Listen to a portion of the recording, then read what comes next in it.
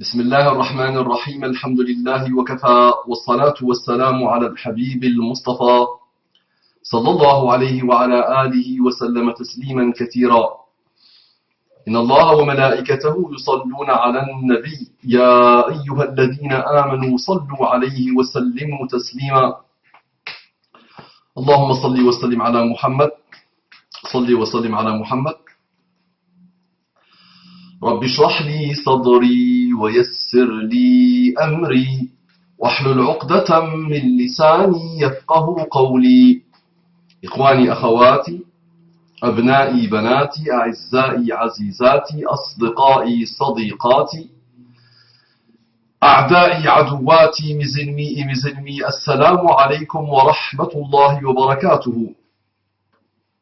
Que la paix d'Allah subhanahu wa ta'ala, sa miséricorde et ses bénédictions soient sur vous mes frères et sœurs partout dans le monde, qu'Allah vous accorde la guidée et ses délices. Mes frères et sœurs non musulmans, mes frères et sœurs en humanité, j'espère que vous allez bien, souriez, soyez heureux et soyez surtout sincères et entamez votre recherche sincère pour essayer, Inch'Allah, de répondre à des questions qui vous taraudent depuis très longtemps. La réponse à ces questions vous permettront, Inch'Allah, de vivre apaisé et de comprendre pourquoi vous êtes là. Et de comprendre beaucoup de choses sur vous-même, sur l'univers, sur votre passé, votre présent et votre avenir. On entre directement dans le vif du sujet. Un frère me dit, alors, le complot, tu te rappelles quand tu te foutais de ceux qui parlent de complot. Et maintenant tu as compris où tu te moques toujours des gens qui réfléchissent. Donc dans la vidéo Attentat de Bruxelles, ce frère me met ce commentaire. D'abord, toi-même mon frère, tu es un complot. Toi-même, tu es un complot. Il faut que je te le rappelle, il faut que je te le dise si on ne te l'a jamais dit. Pourquoi? Parce que tu écris en français comme j'écris en chinois, je pense. C'est catastrophique, mon frère. Donc tu es né en France, tu es français, ou tu es belge, ou tu es francophone, alhamdoulilah. Apprends à écrire, s'il te plaît. Et j'espère que tu ne vas pas dire c'est la faute de ton père, c'est la faute de ta mère, c'est la faute du bled d'origine de tes parents, c'est la faute du nouvel ordre mondial, c'est la faute de Jésus-Christ qui tarde à venir, c'est la faute de le Mahdi qui ne vient toujours pas, c'est la faute et c'est la faute et c'est la faute. Donc toi-même tu es un complot. Donc naam, tu appelles ça se moquer de ceux qui réfléchissent de cette manière. Non, je dis toujours, complot, tout ce qui bouge, complot, tout ce qui se produit dans l'univers, complot, tout ce que tu fais, complot, tout ce que tu ne fais pas, complot, tout ce qui t'arrive, complot, non, conspiration, complot. Très bien. Donc mon frère, il n'y a que les imbéciles qui ne changent pas d'avis, et moi je n'ai toujours pas changé d'avis. Donc peut-être je suis un grand imbécile, ou sûrement je suis un grand imbécile. Donc je te rappelle ma réflexion. Si tu ne connais pas le personnage, il va t'aider à comprendre comment il réfléchit. Et il n'a pas inventé l'eau chaude, le personnage. Donc tu vois, je parle de moi. Tu comprends? Troisième personne de singulier. Tu vois, celui qui disait qu'il était un mythe vivant. Tu le connais, je pense. Donc, le personnage dit une chose simple. Tout au long de l'histoire humaine, il y a toujours eu des gens qui pensent que tous leurs problèmes viennent d'un autre groupe. Toute leur faiblesse est causée par un autre groupe. Ils ne diront jamais eux, ils diront c'est l'autre groupe. D'accord? Donc, est-ce que, si on veut appliquer ça sur les musulmans, donc les musulmans, on a il y a quelques-uns parmi eux qui pensent que tout ce qui leur arrive depuis 400 ans ou 500 ans maintenant, même depuis 1350 ans ou plus, c'est les autres. La grande fitna, qui a fini par tuer, assassiner Uthman ibn Affan, s'explique chez beaucoup de musulmans par un juif. Tout ce qui s'est produit s'explique toujours par d'autres ennemis, d'autres forces externes. Ce n'est jamais eux. D'accord? L'ennemi travaille. Ma réflexion n'a pas changé. Va voir mes vidéos, si tu ne les connais pas encore. Va voir mes rappels. Ça n'a jamais changé. Je dis il y a deux groupes. Depuis la création de Adam jusqu'à la fin des temps, il y aura deux groupes. Hizbullah, le Hizb d'Allah, les croyants. Et Hizb al-Shaytan, le Hizb de Shaytan.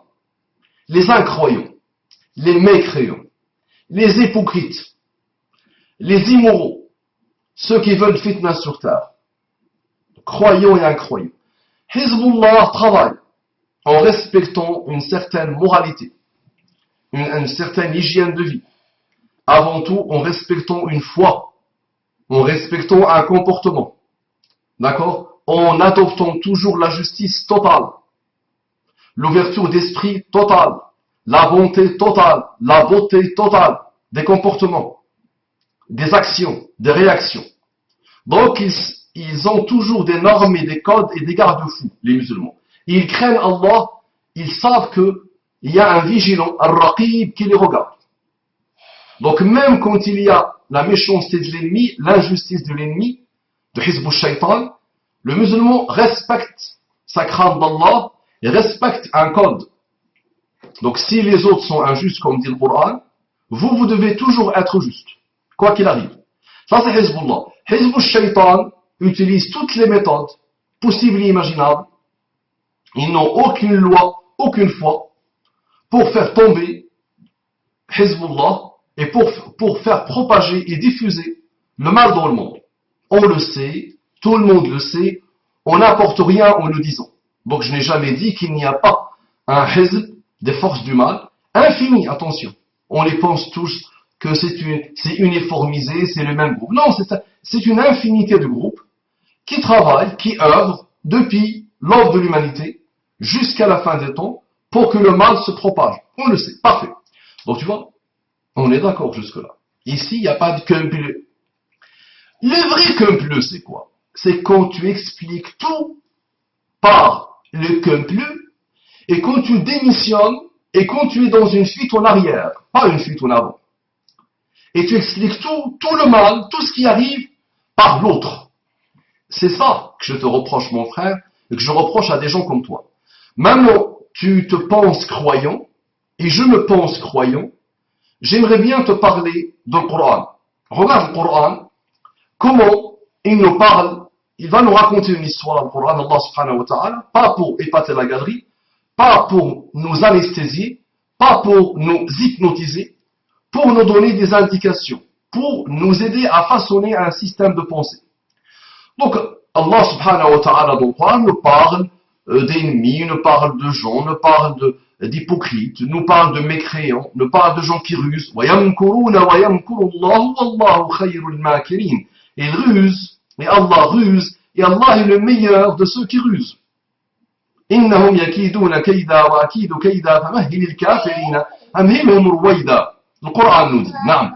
Donc très bien, maintenant je vais te raconter une histoire du Coran. C'est une interprétation de la parole d'Allah. Je t'invite à combattre le complot et d'aller apprendre, d'accord, pour que tu puisses un jour lire directement la parole d'Allah et comprendre directement la parole d'Allah. Puisque tu as subi un complot, d'accord, et tu ne comprends même pas le français malheureusement, et tu ne sais pas l'écrire, et tu ne comprends même pas l'arabe malheureusement, et tu ne sais ni le lire ni le comprendre, tu as trahi malheureusement la langue qu'Allah a voulu pour le Coran, et tu t'es trahi. Naam. Et ne le mets pas sur les autres, attention. Tu vois, parfait. Donc, bismillah, je vais te lire une interprétation de la parole d'Allah. Nous vous avons créé, Allah nous dit, nous vous avons créé, puis nous vous avons donné une forme. Ensuite, nous avons dit aux anges, prosternez-vous devant Adam. Ils se prosternèrent, à l'exception d'Iblis, à l'exception de Iblis, qui ne fut point de ceux qui se prosternèrent. Allah dit, qu'est-ce qui t'empêche de te prosterner quand je te l'ai commandé? Il répondit, je suis meilleur que lui, tu m'as créé de feu, alors tu l'as créé d'argile. C'est l'histoire de je suis meilleur que lui. Je suis meilleur que lui. 3 mots. Le titre d'une conférence que j'avais fait à Argenteuil à l'époque. Non, 3 mots. Je suis meilleur que lui. Mais on n'est toujours pas arrivé à la chute. Ouvre bien ta tête et tu comprendras une chose qui pourra changer ta vie et qui pourra, Inch'Allah, si tu n'es pas orgueilleux comme Iblis, ouvrir ton cerveau une fois pour toutes et t'apaiser une fois pour toutes. Et faire que tu pourras intelligemment comprendre ce qui se passe dans le monde et surtout combattre le mal en toi et combattre le mal qui vient de cet autre. Razan, Uskouti Habibati. Razan, il commence à chanter, masha'Allah. Non. Donc très bien, donc qu'est-ce qui t'empêche de te prosterner quand je te l'ai commandé? Il répondit, je suis meilleur que lui, tu m'as créé de feu alors que tu l'as créé d'argile. Allah dit, descends d'ici, tu n'as pas à t'enfler d'orgueil ici. Sors, te voilà parmi les méprisés. D'accord? Donc il lui parle d'orgueil, on n'est toujours pas arrivé à la chute.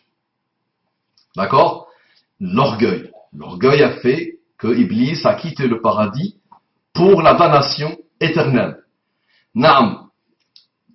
Et il lui dit, te voilà parmi les méprisés. Donc, méfions-nous, s'il vous plaît, de l'orgueil. Ne jamais vouloir accepter la vérité. L'orgueil. Une des définitions que Muhammad sallallahu alayhi wa sallam lui donne. Donc, jamais vouloir accepter la vérité. Et penser que tu es meilleur que les autres. Naam. Donc, il lui dit, Shaitan, il répond à Allah, accorde-moi un délai, dit Satan, jusqu'au jour où ils seront ressuscités.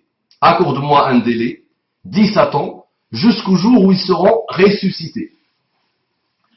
Allah dit, tu es de ceux à qui délai est accordé. Tu es de ceux, réveille-toi, tu es de ceux à qui délai est accordé. On n'est toujours pas arrivé à la chute. Puisque tu m'as mis en erreur, dit Satan, je m'assoirai pour eux sur ton droit chemin. Puisque tu m'as mis en erreur, dit Satan, je m'assoirai pour eux sur ton droit chemin. Est-ce que tu as repéré quelque chose? Est-ce que tu as pu voir quelque chose? Est-ce que tu as compris quelque chose? Tu n'as rien vu. Je répète. Puisque tu m'as mis en erreur, dit Satan, je m'assoirai pour eux sur ton droit chemin.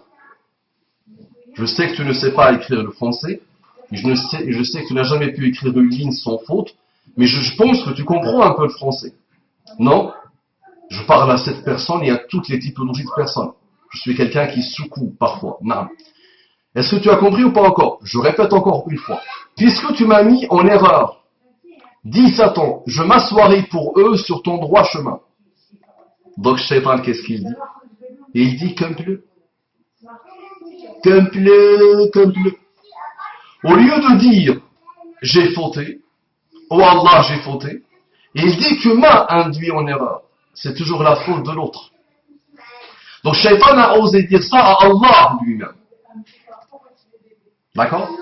Tu as peut-être, malheureusement, des choses en commun avec Shaitan, c'est que tu refuses le haqq, tu te sectarises à mort, tu te fanatises à mort, et tu vis dans un système malheureux, déconstruit, où tout est la faute des autres. Et ça, le problème du complot. Les autres, naam, travaillent dans le mal, œuvrent dans le mal, rusent dans le mal, naam. Mais ce n'est pas que eux qui expliquent ton état. Ta faiblesse vient d'abord de toi. Mon grand Shaitan lui-même, il dit, puisque tu m'as mis en erreur, il n'a pas dit, j'ai fauté, puisque j'ai refusé de me prosterner. Tu m'as donné l'ordre, ô mon Créateur, et il lui dit, puisque tu m'as mis en erreur, dit Satan, je m'assoirai pour eux sur ton droit chemin. En plus, au lieu de dire, je vais me repentir, je vais me remettre en cause, je vais essayer d'analyser le pourquoi du comment, et il va se venger d'autres. Les êtres humains. Eh oui. Pour que des gens comme toi le suivent à merveille. Et ça, l'idée. C'est qu'il insuffle à des gens comme toi d'essayer de passer toute ta vie pour avoir le maximum de choses en commun avec lui. Naam. Très bien. Et tu sais qu'il a parlé du feu. Voilà, la colère, le feu, l'enfer. Donc il dit, puisque tu m'as mis en erreur, dit Satan, je m'assoirai pour eux sur ton droit chemin. Puis, je les assaillerai de devant, de derrière, de leur droite et de leur gauche. Et pour la plupart, tu ne les trouveras pas reconnaissants. Tu vois le niveau de vengeance? Alors c'est lui fautif. Il se concentre sur les autres. Les autres, les êtres humains. Il a fauté lui. Il a vu le paradis. Il a beaucoup de connaissances par rapport à nous. Il a vu des merveilles, des miracles, des choses que nous, on n'a pas vues encore. D'accord? Et il était avec les anges. Il a observé des choses phénoménalement indescriptibles même. Et malgré ça, il refuse la recommandation du Créateur. Au lieu de dire je m'excuse, il lui dit tu m'as induit en erreur. Et je vais me venger des autres et les autres et les autres et les autres et les autres. Votre manière de penser malheureusement. Alors, sors de là, dit Allah. Sors de là, dit Allah. Banni et rejeté. Quiconque te suit parmi eux, de vous tous, j'emplirai l'enfer. Sors de là, dit Allah. Banni et rejeté. Quiconque te suit parmi eux, de vous tous, j'emplirai l'enfer. Donc banni et rejeté. Et tu te vois rejeté. Ces gens-là du complot finissent par voir le complot partout. Et j'ai connu quelques-uns, et j'ai observé quelques-uns, et je reçois les courriers de quelques-uns, subhanallah, et je vois comment ils sont. C'est vrai qu'ils sont rejetés. Ils se rejettent d'eux-mêmes, subhanallah. Et ils sont bannis. Ils sont détestables par leur famille. Ils sont bizarres. Parce que tout est la faute de l'autre, et le mal vient de partout. Tout peut leur vouloir le mal, subhanallah. Non. Encore, et on n'a pas encore vu la chute. Là, tu as vu la première chute. Tu vas voir une deuxième chute qui va t'étonner. Dans le même récit. Sors de là, dit Allah, banni et rejeté. Quiconque te suit parmi eux, de vous tous, j'emplirai l'enfer. Eh oui, l'enfer. Ana khayrun minhu. Je suis meilleur que lui. Je ne m'excuse pas. Le mal, c'est les autres. Je vais leur faire. Je vais les tuer, je vais les massacrer, les ennemis d'Allah. Je vais faire exploser des bombes pour me venger d'eux. Et je vais faire. On continue. Et là, Allah dit, alors, le Coran, c'est la même sourate Al-A'raf, et c'est verset après verset que je te lis. Et là, Allah nous parle d'autre chose. Il dit, ô Adam, habite le paradis. Pour les non-musulmans, vous voyez le Coran comment il fait. Le Coran ne ressemble pas à autre chose. Donc là, il a parlé de Shaitan. Là, il dit, ô Adam, habite le paradis, toi et ton épouse, et mangez en vous deux à votre guise. Et n'approchez pas l'arbre que voici. Sinon, vous seriez du nombre des injustes. Ô Adam, habite le paradis, toi et ton épouse, et mangez en vous deux à votre guise, et n'approchez pas l'arbre que voici, sinon vous seriez du nombre des injustes. Puis le diable, afin de leur rendre visible ce qui leur était caché, entre deux tirets, leur nudité, leur chuchota, disons, votre Seigneur ne vous a interdit cet arbre que pour vous empêcher de devenir des anges ou d'être immortels, ou des êtres immortels, ou d'être immortels. Non. Voilà, Shaitan commence à travailler, commence à mettre en place son plan, son complot. Naam. Donc voyez, c'est Shaitan qui a commencé.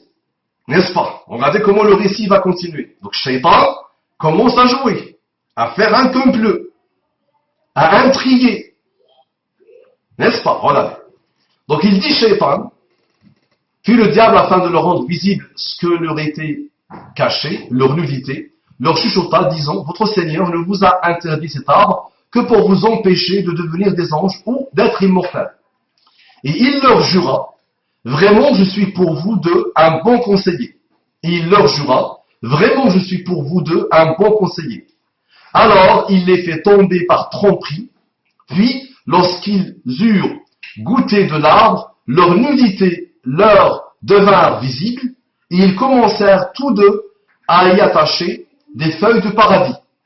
Et leur Seigneur les appela, ne vous avais-je pas interdit cet arbre, et ne vous ai-je pas dit que le diable était pour vous un ennemi déclaré? Je répète. Alors il les fait tomber par tromperie, puis lorsqu'ils eurent goûté de l'arbre, leur nudité leur devint visible. Et ils commencèrent tous deux à y attacher des feuilles de paradis, et leur Seigneur les appela, ne vous avais-je pas interdit cet arbre, et ne vous avais-je pas dit que le diable était pour vous un ennemi déclaré? Maintenant, par Allah, mon frère, quelle sera la réponse de Adam? Quelle est la réponse de Adam que tu as lu sûrement dans le Coran et que ton père a lu, que ta mère a lu, et tes tantes et tes oncles ont lu, et beaucoup de musulmans lisent tous les jours? Quelle est la réponse de Adam? Est-ce que tu la connais ou pas? Bismillah. Je vais te la lire. Réfléchis bien s'il te plaît, et je vais te la lire, Inch'Allah. قال ربنا ظلمنا أنفسنا وإن لم تغفر لنا وترحمنا لنكونن من الخاسرين قال ربنا ظلمنا أنفسنا وإن لم تغفر لنا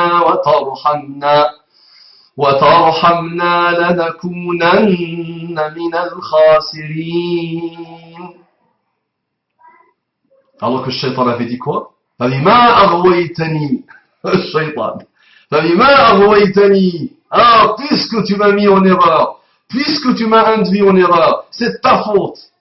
Regarde, Adam, Hizbullah, qu'est-ce qu'il dit? Le premier représentant de Hizbullah. Regarde ce qu'il dit. Tu l'as pas compris, n'est-ce pas? Je vais te la traduire. Et il dit, tout de dire, ceux qui ont commis la faute. Pas seulement Adam, les deux. Les chrétiens vous disent que, ils se disent les pauvres que c'est la faute de Ève, Hawa. Non. Le Coran, Allah, le Créateur, nous dit, les deux ont dit, les deux. Qu'est-ce qu'ils ont dit? Tout de dire, ô notre Seigneur, nous avons fait du tort à nous-mêmes. Nous avons fait du tort à nous-mêmes. Et si tu ne nous pardonnes pas et ne nous fais pas miséricorde, nous serons très certainement du nombre des perdants. Alors qu'Allah lui-même leur dit, ne vous avais-je interdit cet arbre? Ne vous avais-je pas interdit cet arbre? Et ne vous avais-je pas dit que le diable était pour vous un ennemi déclaré? Ils auraient pu dire, oui, tu nous avais dit que le diable est un ennemi déclaré. Oui, le diable nous a fait, nous allons nous venger, nous allons faire le nouvel ordre mondial tracé, façonné, mis en place, élaboré par Shaitan, nous a causé tort. C'est vrai que ce Shaitan est méchant, c'est vrai que ce Shaitan est mauvais, on doit tuer sa descendance, on doit les massacrer, on doit installer le façade dans la terre, ça va être une vengeance éternelle. Puisque Allah lui-même leur dit, je ne vous ai pas mis en garde contre Shaitan, je ne vous ai pas dit que Shaitan vous vaut du mal. Et non, ils n'ont pas répondu comme ça. Directement, ils ont dit, tous les deux, les deux dirent, ô notre Seigneur, nous avons fait du tort à nous-mêmes, et si tu ne nous pardonnes pas, et ne nous fais pas miséricorde, nous serons très certainement du nombre des perdants. Hizb Shaitan, représenté par Shaitan lui-même, mais la faute, toute la faute. Il ne dit pas une partie de la faute. Une partie de l'explication réside dans la ruse des autres. Alors, tu es Allah toi-même responsable de tout ce que j'ai fait. C'est toi qui m'as induit en erreur. Allah lui-même. Hizbu Allah, représenté par le premier homme, Adam, alors qu'ils ont été piégés, ils ont été intégrés dans un plan pire que machiavélique, de Shaitan, satanique, maléfique. Et ils n'ont pas mis la faute sur Shaitan. Moi, je dis pas, ce n'est pas la faute des autres. Je te dis que c'est d'abord ta faute. Et l'autre représente rien. Tu t'es affaibli, l'autre fait ce qu'il veut. Tu t'es ouvert pour l'autre, il fait de toi ce qu'il veut. Ben, c'est normal, c'est un combat. J'espère que tu as compris. Là, ça c'est le Coran. C'est le Coran, Habibi. Le Coran te parle de l'autre. ولن ترضى عنك اليهود ولا النصارى حتى تتبع ملتهم. Les Yahoudis, les Juifs et les chrétiens ne seront jamais satisfaits de toi tant que tu n'as pas suivi leur millah. Allah nous parle de la ruse des autres. Allah nous parle des manipulations des autres. Allah nous parle du mal que les autres vont essayer d'utiliser pour nous combattre. Non. Mais ce n'est pas ça que tu vas dire à Allah, c'est l'autre. Non, non, non. Ah non, tu te remets en cause, tu te renforces, tu t'élèves et tu combats le mal par les meilleurs comportements. Non. Réveille-toi. Conclue. Assalamu alaikum wa rahmatullahi wa barakatuh.